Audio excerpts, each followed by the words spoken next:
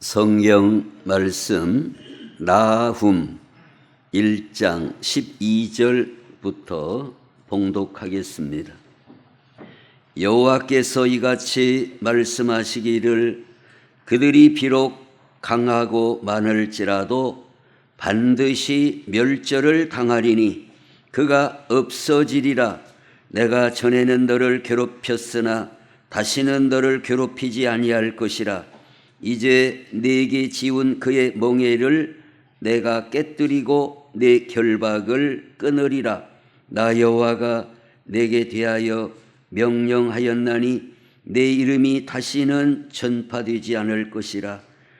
내가 네 신들의 집에서 새긴 우상과 분 우상을 멸절하며 내 무덤을 준비하리니 이는 내가 쓸모없게 되었음이라. 볼지어다 아름다운 소식을 알리고 화평을 전하는 자의 발이 산 위에 있도다.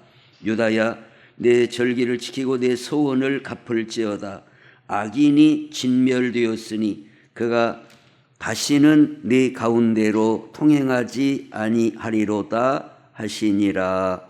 아멘. 자, 오늘은 나훔서의 말씀을 나누시겠습니다. 그런데 우리가 나훔서는 이렇게 순서적으로 하지 않으면 거의 나훔서 본문을 가지고 설교하는 경우가 드물어요. 어쨌든 오늘은 이 나훔서의 말씀을 나누시는데 나훔서의 배경은 어떤 배경 속에서 주신 말씀인가 하면 우리가 세계 역사에 아시리아, 이제 보통 아수르라고도 하고 아시리아라고도 하는데 이 나라로부터 이 아시리아로부터 이 북쪽 이스라엘 그리고 남쪽 유다 굉장히 괴롭힘을 받았어요. 쳐들어와 가지고 사람을 때리고 죽이고 재산을 강탈해 가고 이게 얼마나 힘든 일이에요. 얼마나 힘든 일이에요. 그 배경 속에서 그런 시대적인 배경 속에서 나훔 선지자를 통하여 하나님이 주시는 말씀은 하나님께서 그 아주 악독한 그 아수르 군대를 하나님이 진멸하신다. 하나님이 심판하신다. 그 말씀을 나훔 선지자를 통하여 주는 예언의 말씀이면서 그 아수르를 하나님이 진멸하심으로 말미암아 이 이스라엘에는 평화가 오고 화평이 온다. 크게 이 두 가지가 아름다운 소식이다 하는 내용이 나훔서의 전체 흐름 주제가 되고 있습니다. 그런데 이제 이 말씀과 함께 우리가 이해를 돕기 위해서 어저께 제가 들은 그 얘기를 잠깐 드리겠습니다. 어제 장례식장에 또 갔다 왔어요. 요새는 이렇게 초상이 많이 나는가 물어봤어요. 여기서 저기서. 근데 이제 제가 안 지가 거의 한 40년 조금 1, 2년 못 될란가 하여튼 뭐 거의 40년 그만큼 오래됐어요. 안 지는.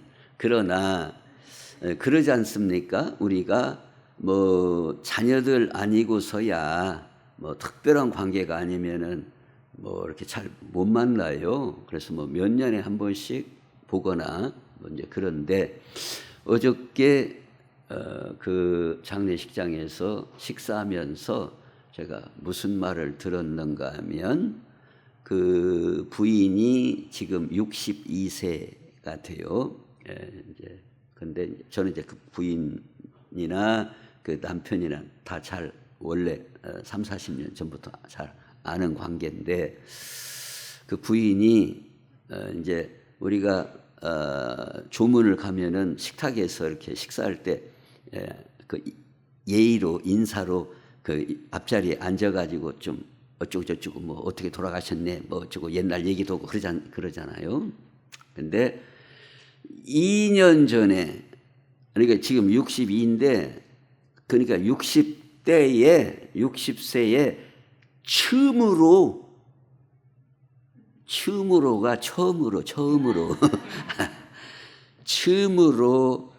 신랑한테 월급 봉투를 받았답니다. 뭔 말인가 알겠어요?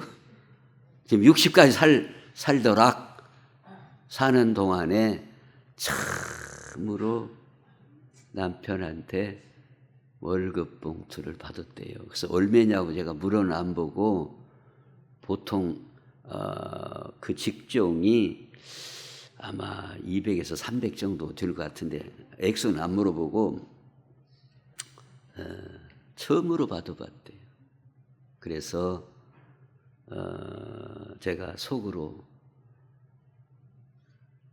고생 많이 했구나 그런 생각을 했어요. 근데 껍데기로는 안 그러게 생겼거든.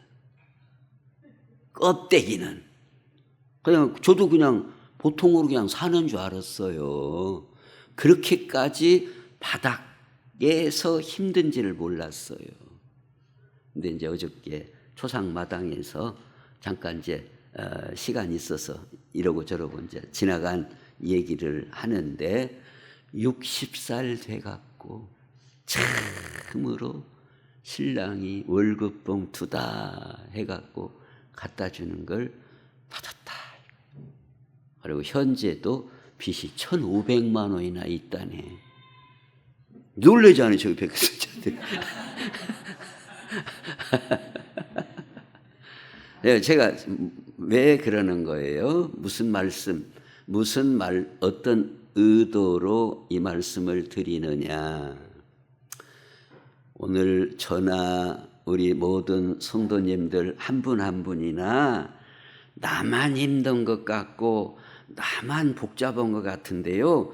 뚜껑을 다 열고 그 집구석을 이렇게 다 떠들러 보면 이렇게 골치 아프고 저렇게 골치 아프고 다 이 모양 저 모양, 즉 우리 인간이 살아간다는 자체가 아이고 나는 날마다 이렇게 재밌어서 못 살겠어 그런 사람은 없더라 이 말이에요.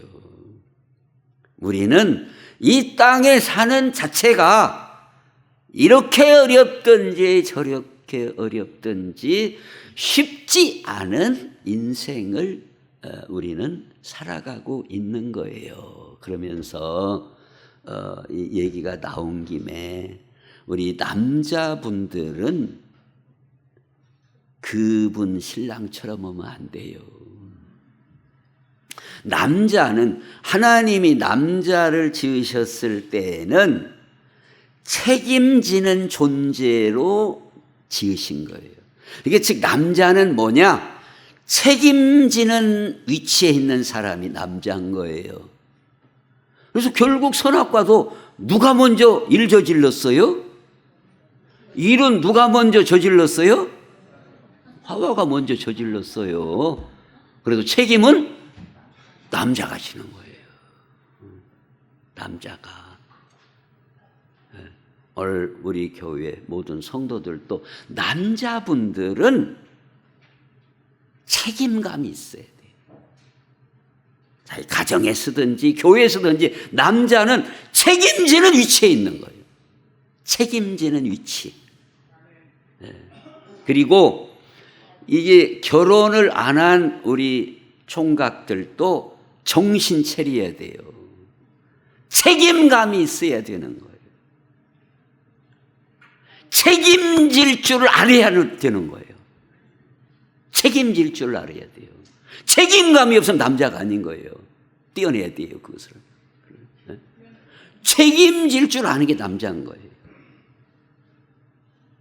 때가 되면 결혼도 해야 되는 거. 그게 자기 책임인 거예요.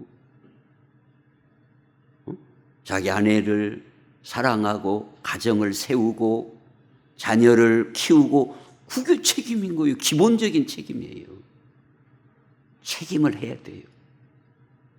한도 끝도 없이 그냥 뭐 세워라 가워라 그렇게 하는 게 아니에요. 책임감이 있어야 돼요.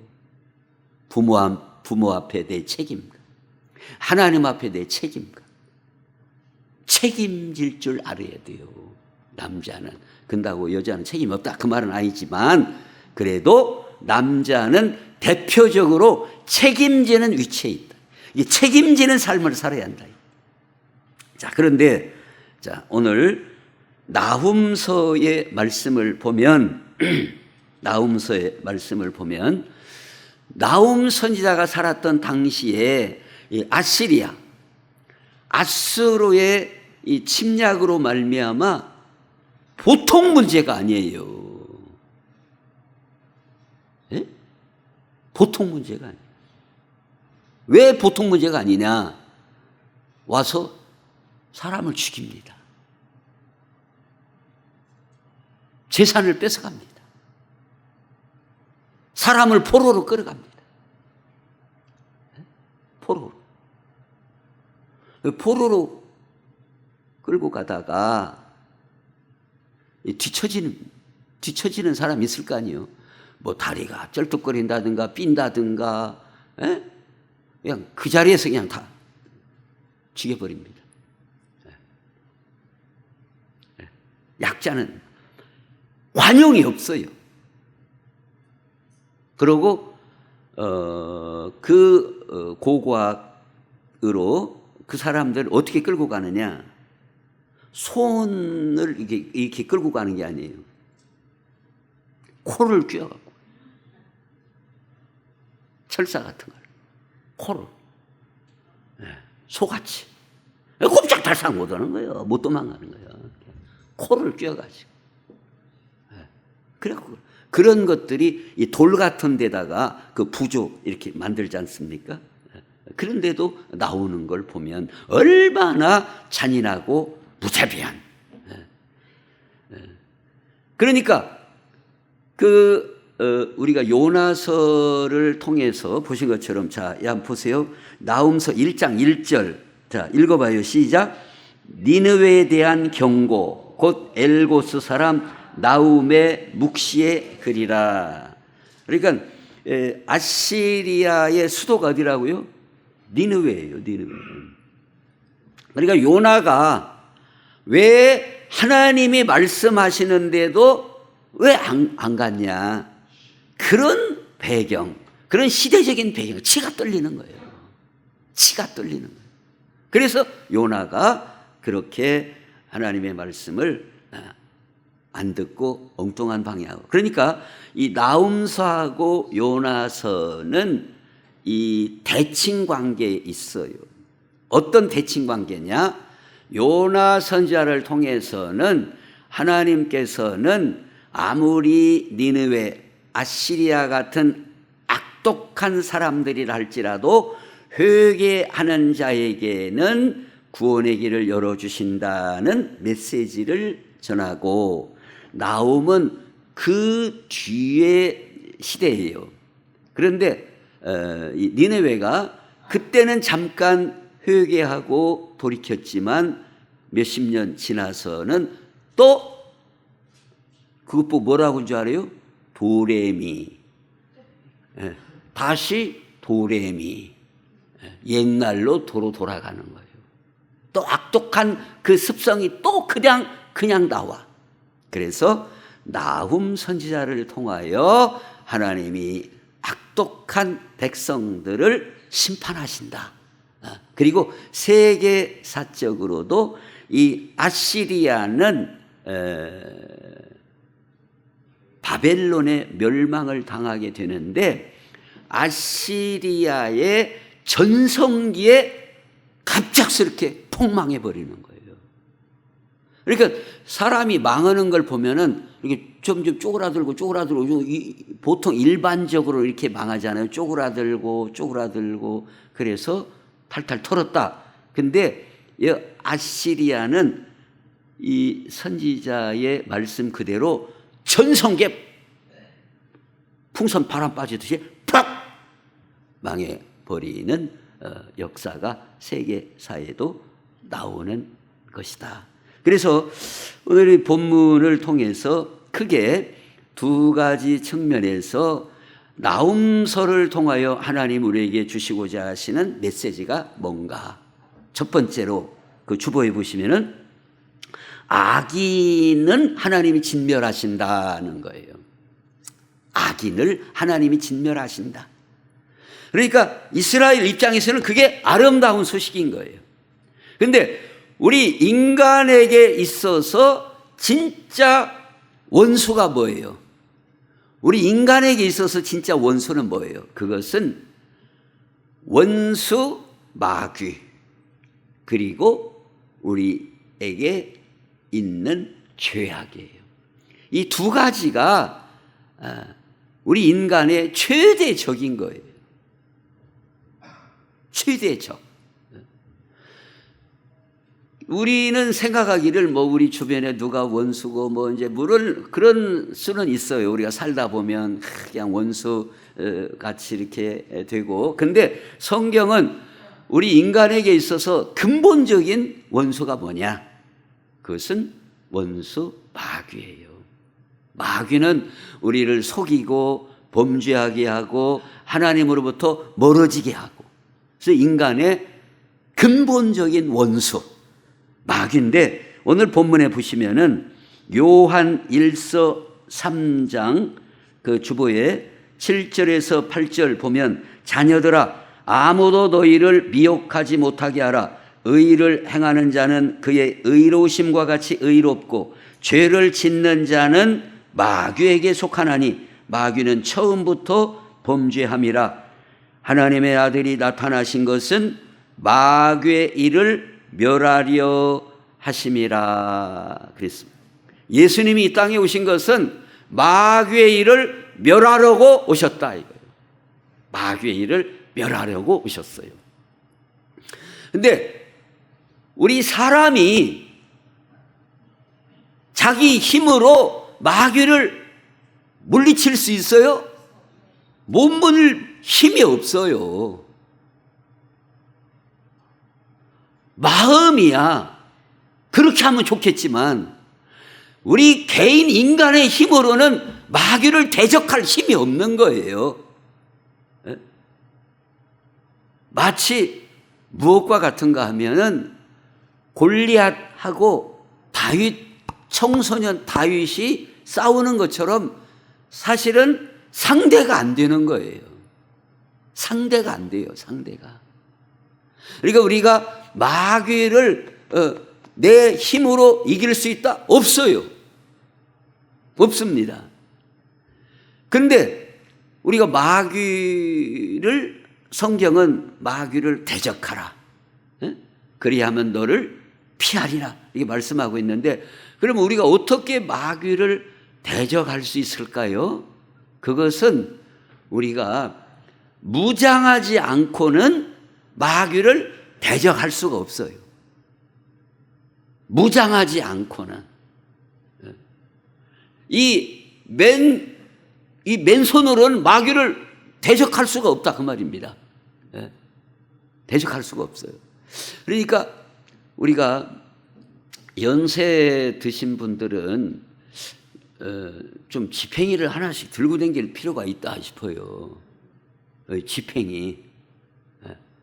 왜냐하면은 개라도 달라들으면은 지팽이를 짚고 나면 이렇게 해야지, 지팽이 없으면 깜본단계 이것이. 강아지도 막 달라들라고 막 그러는 거예요.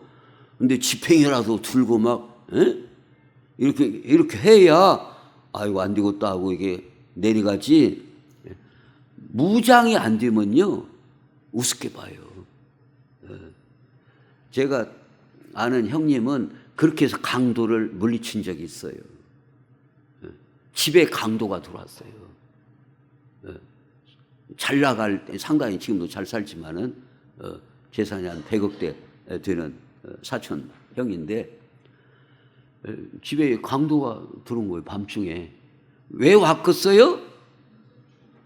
이게 다 사람이 이게 다 소문이 있는가 봐. 이렇게 집도 막 서울에서 2층 집으로 막 잘 멋있게 살고 하니까 강도가 들어온 거예요. 근데 이 형이 어떻게 했냐? 그때 애기들이 이 꼬만꼬만했어요. 뭐 2학년, 뭐 3학년, 뭐 유치원 그만할 때예요. 그래갖고 그 모스마가 장난감 총이 있었거든.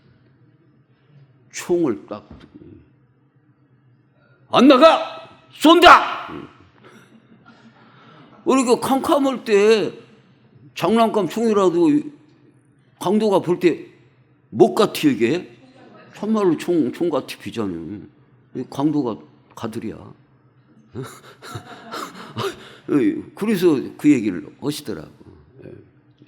장난감 총이라도 우리 상당히 그 양반이 기지가 있죠. 기지가. 장난감 총이라도 총같이 비니까. 그리고 이제 이 얘기는 이제 조금 오래 몇십 년 전 얘기예요. 제가 결혼도 하기 전 얘기니까 오래된 얘기인데 그때만 해도요. 이 형사들도 집에도 권총이랑 다 갖고 다녔어요. 그래가지고 뭐 저도 아는 그 형사분들 뭐 낚시 갖고 할 때 막 공중에다 팡 한 번씩 쏘고 온다고 하더라고. 심심하면. 그때라 참말로 총 들고 있으면은 참말로 가졌는가? 그렇게 생각할 수도 있게. 뭔 얘기예요? 무장이 돼 있어야 한다 이겁니다. 무장이 돼 있어야 원수 마귀를 물리칠 수가 있지. 그냥 아무런 맨손 바닥 갖고는 이길 수가 없어요. 근데 성경은 우리에게 뭐라고 말씀하고 있습니까? 하나님의 전신갑주로 무장해라. 성령의 검으로 무장해라. 의의 흉배를 붙여라. 믿음의 신발을 가져라. 이렇게 하나님의 전신갑주로 무장해야 원수 마귀를 대적하여 물리칠 수 있지. 우리가 아무것도 없이 뭐 믿음도 없이 기도도 없이 말씀도 없이 대적하여 물리칠 수가 없다 이 말이에요. 우리는 하나님의 전신갑주로 무장할 때 원수 마귀를 능히 물리칠 줄로 믿습니다. 그 일을 위해서 예수님이 오셨다. 마귀의 일을 멸하려고 예수님이 오셨어요. 물론 우리를 구원하시려고 오셨지만 우리의 구원을 가장 근본적으로 방해하는 영적 존재가 마귀이기 때문에 그 마귀의 일을 멸하시고 우리는 십자가의 보혈로 구속하시고 이 크게 두 가지 일을 위해서 예수님이 오셨다라고 성경은 말씀하고 있어요. 그래서 우리는 마귀를 하나님이 반드시 심판하신다. 불못에 집어넣는 그런 둘째 사망의 역사가 반드시 올 줄로 믿습니다. 그래서 우리가 믿음으로 살면서 하나님이 우리의 대적을 물리쳐 주실 날이 옵니다. 이것을 나도 믿고 그렇게 시달리고 있는 성도들에게도 이 소식을 알리는 것, 이게 바로 그들에게 무슨 소식이에요? 아름다운 소식이다 이거예요. 아름다운 소식. 오늘 우리 모든 성도들에게 이런 원수가 진멸되는 그런 소식의 날이 우리에게 속히 올 수 있기를 축원합니다. 그날이 속히 와야 돼요. 원수 마귀가 진멸되는 그날. 그 다음에 두 번째로 어떤 소식이 아름다운 소식이냐? 평화가 도래했다는 소식. 이제 오늘 본문에서는 화평을 전하는 자의 발이, 이제 근데 화평을 글자를 뒤집으면 뭐라 그래요? 평화 그랬어요. 이제 화평보다도 평화가 우리가 이해하는 데 더 좋겠다 싶어서 평화가 도래했다는 소식이 아름다운 소식이다는 겁니다. 근데 이제 그래서 오늘 15절 요절을 다시 보시면은 볼지어다 아름다운 소식을 알리고 화평을 전하는 자의 발이 산 위에 있도다. 유다야 내 절기를 지키고 내 서원을 갚을지어다. 악인이 진멸되었으니 그가 다시는 네 가운데로 통행하지 아니하리로다 그랬습니다. 예? 악인이 진멸되고 이제 악인이 진멸됨으로 말미암아 화평, 평화가 왔다는 거예요. 평화가. 그래서 마음껏 절기도 지키고 하나님 앞에 서원을 갚는 그런 놀라운 역사가 이제 펼쳐지겠다 하는 말씀을 나훔 선지자를 통하여 우리에게 주시는 말씀이에요. 그 열왕기 그 7장 말씀에도 보면은 아람 군대들이 쳐들어와 가지고 그 사마리아 성을 포위하는 그런 내용이 나와요. 그러니까 그 이스라엘의 지도를 보면 남쪽에서는 대표적인 도시가 예루살렘이고 북쪽에서는 대표적인 도시가 사마리아예요. 우리나라도 그렇죠. 남쪽에서는 대표적인 도시가 어디예요? 서울이고 북쪽에서는 평양이고 그런 식으로 사마리아는 북쪽 이스라엘의 수도고 대표적인 도시예요. 근데 이 사마리아 성도 견고한 성이에요. 예루살렘 성도 견고한 성입니다. 어느 정도나 견고하냐? 그 성이 우리 교회로 치자면은 저 1층에서 저 지붕만큼 이 성 높이가 높아요. 우리나라 저기 무슨 호남 제1성 또 영남 제1성, 영남 제1성이 어디 있는가 아세요? 문경에 있어요. 안 가봤어요? 예? 예, 한 번씩 가보세요 좀. 여전도 그런 데서 한 번씩 가봐요 좀. 거기는 영남 제1 문, 여기는 호남 제1문, 전주 들어가는 있죠 그 입구에. 이제 이렇게 우리나라의 대개 그 성벽을 보면은 웬만한 2층도 안 돼요. 높이가. 남대문이랑 보세요. 겨우 한 2층 정도밖에 안 돼요. 이게 높이가, 성 높이가. 그리고 웬만한 사다리만 놔도 훌떡 넘어갈 수가 있어요. 근데 이 예루살렘이나 사마리아 성, 이제 저는 실제로 가봤는데 굉장히 사다리 타고 우리 교회 저 지붕 꼭대기까지 사다리 타고 위험합니다. 위에서 작대기를 이렇게 밀어버리면 이렇게 되는 거예요. 이제 완전히 이렇게 조금만 그냥 옆으로 그냥 미끄러버리고 그냥 나가 떨어지고 그냥 죽어요. 그냥 그 정도 높이면은 굉장히 높아요. 예루살렘 성도 높다 그 말이에요. 근데 이런 견고한 성은 어떻게 하느냐? 포위하고 굶어 죽이기 작전으로 보통은 나가요. 막 1년이고 2년이고 막 문을 틀어 막고 밖에서 딱 진치고 기다리는 거예요. 한번 누가 이기나 보자. 이게 성경에도 나오잖아요. 예루살렘 성을 이렇게 완전히 포위하고 1년이고 2년이고 가보자 이거요. 그럼 어쩔 거요? 안 해. 굶어 죽는 거예요. 그래가지고 예루살렘 성 안에서도 어떤 일이 있었다는 거예요? 애기들을 삶아 먹는 그런 일이 있었다 이 말이에요.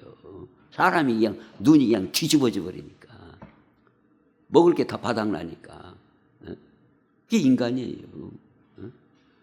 딱 포위하고 쥐들은 거기서 막 닭고기, 치킨 시켜 막 놀려가면서 이제 막 딱 지키고 있는 거예요. 네가 이기나 내가 이기나 보자 이거예요. 그게 바로 오늘 본문에서도 사마리아 성도 그렇게 포위했다 그 말이에요. 그래서 사마리아 성이 완전히 그냥 굶어 죽게 생긴 거예요. 근데 나 환자들, 나병 환자들은 성 안에 살아요 못 살아요? 못 살아요. 옛날에 들어갈 수가 없어요. 전염병이라. 이게 성 밖에서. 그러면 성 안에 있는 사람이 굶어 죽게 생겼으면 나 환자들은 어쩌겠어요? 더죠. 그러니까 이 나 환자들이 아람 군대 있는 쪽에 가보자 이거요. 얻어먹기라도 하든가, 죽이면 죽고 이리 죽으나 저리 죽으나 우리는 마찬가지다 이거요. 이리 죽으나 저리 죽으나 치어 죽으나 어찌 죽으나 그냥 눌리 죽으나 마찬가지니까 일단 가보자 이거예요. 아람 군대 그 진친대로. 그래가지고 실렁실렁 이제 갔을 거 아니에요. 뭘 들고 갔겠어요? 깡통이랑 이제 무엇이랑 이제 치렁치렁 하고 이제 갔더니 어떤 역사, 하나님이 그냥 저녁 무렵에 이 사람들 귀에다가 막 햇사람 군대, 애굽 군대가 막 쳐들어오는 소리가 막 바꾸 소리가 막 요새로 말하면 막 탱크 소리가 나고 막 대포 소리가 나고 막 헬기 소리가 나고 막 해가지고 이 군대들이 놀래 자빠져가지고 막 신발도 벗고 그냥 더 도망가 버렸다 이 말이에요. 막 도망가는데 막 그 뒤에 가는 사람이 앞 사람은 막 또 잡는 거예요. 왜 잡어?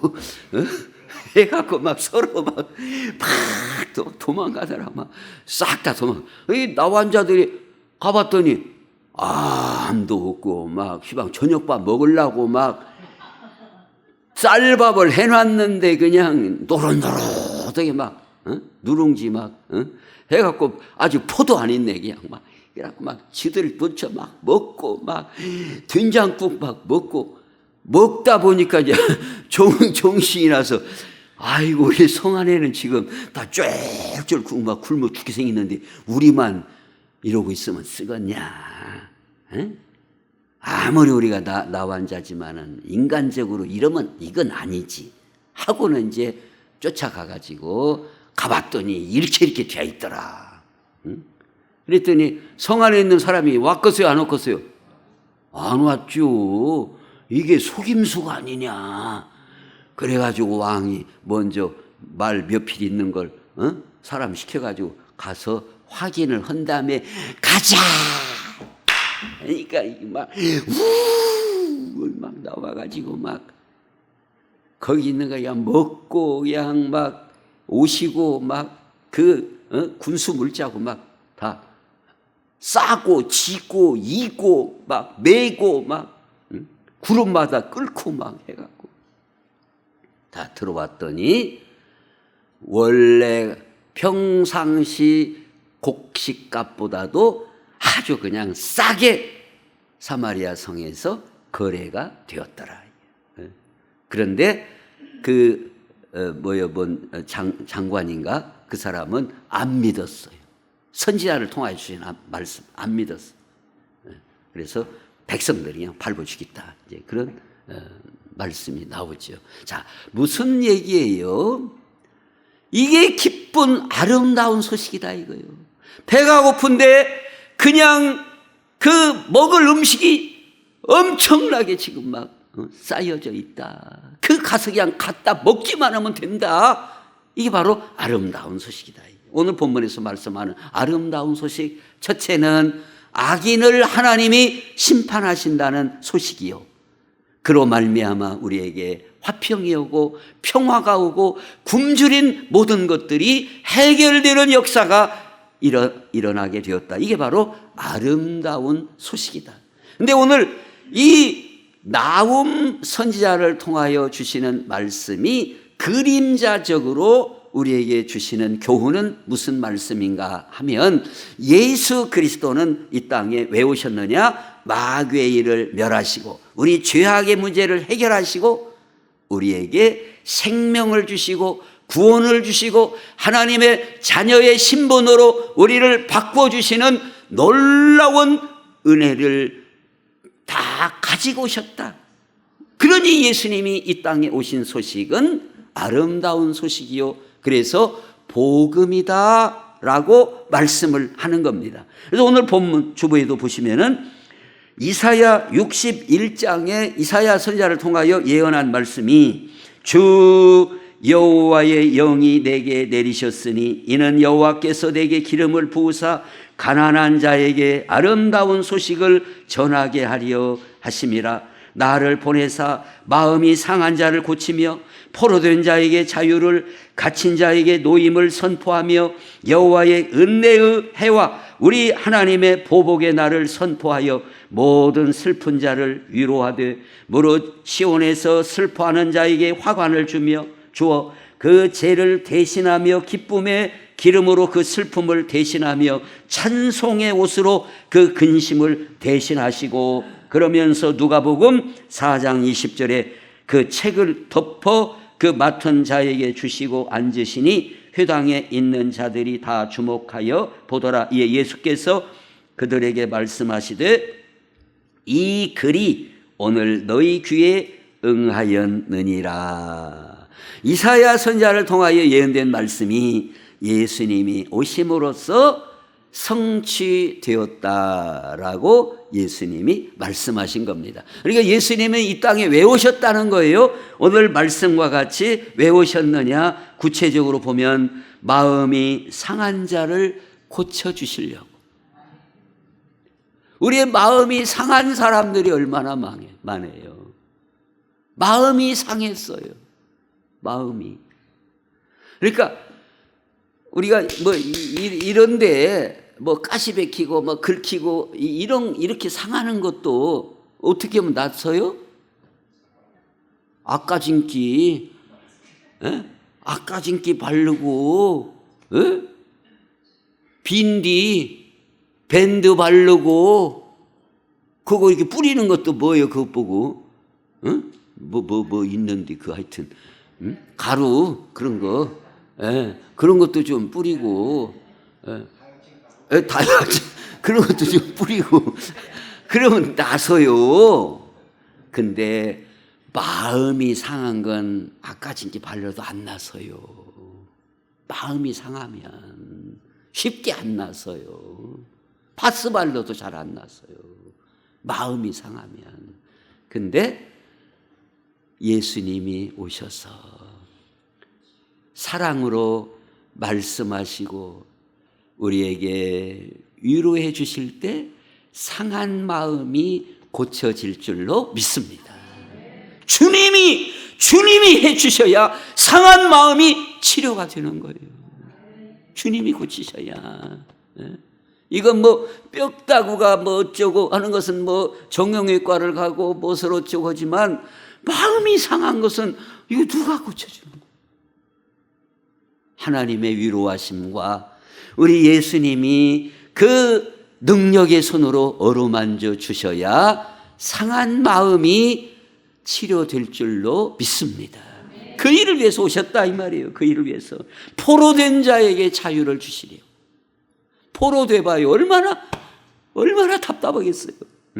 갇히고 또 슬프고 이런 자들에게 기쁨으로 찬송의 옷으로 근심을 대신하시고 이런 일들을 위하여 오셨으니 이게 바로 아름다운 소식이다 이 말이에요. 믿습니까? 주님이 오신 소식이 아름다운 소식이에요. 그런데 중요한 것은 뭐예요? 아름다운 소식을 우리는 그것을 아멘으로 받아들여야 돼요. 아멘으로 받아들여야 돼요. 그게 바로 복음을 받아들이는 거예요. 아까 그 사마리아 본 장관과 같이 뭔 소리요? 그런 일이 있겠어? 안 믿어져? 밟히는 거예요. 그러면 막 백성들이 안 하고 그렇게 믿음이 없어? 해가지고 막 이 사람 저 사람 막 밟아버리더니 장관이나 어느 사람이 안 믿어요. 하나님 선지자의 말씀을. 오늘 어떤 사람이 복된 사람인가? 하나님의 복음의 말씀, 아름다운 소식을 받아들이고 이 아름다운 소식을 또 전하고, 이게 바로 복된 사람인 줄로 믿습니다. 이런 복된 은혜가 오늘 우리에게 함께 하시기를 예수님의 이름으로 축원합니다. 기도하겠습니다. 하나님 우리 아버지, 오늘 우리는 원수 마귀로 말미암아 이렇게 시달리고 저렇게 시달리고 얼마나 엎어지고 자빠지고 고생이 많은지 몰랐습니다. 그러나 예수님이 이 땅에 오신 것은 마귀의 일을 멸하려고 오셨사오니 감사합니다. 뿐만 아니라 예수님이 오셔서 우리를 죄악의 포로에서 자유를 주시고 상한 마음을 치료해 주시고 우리의 슬픔을 기쁨으로 바꾸어 주시오니 감사합니다. 이 소식을 아버지 하나님 믿음으로 받게 하시고 이 아름다운 소식을 널리 전파하며 살아가는 저희들이 다 되게 해 주옵소서. 예수님의 이름으로 기도하옵나이다. 아멘.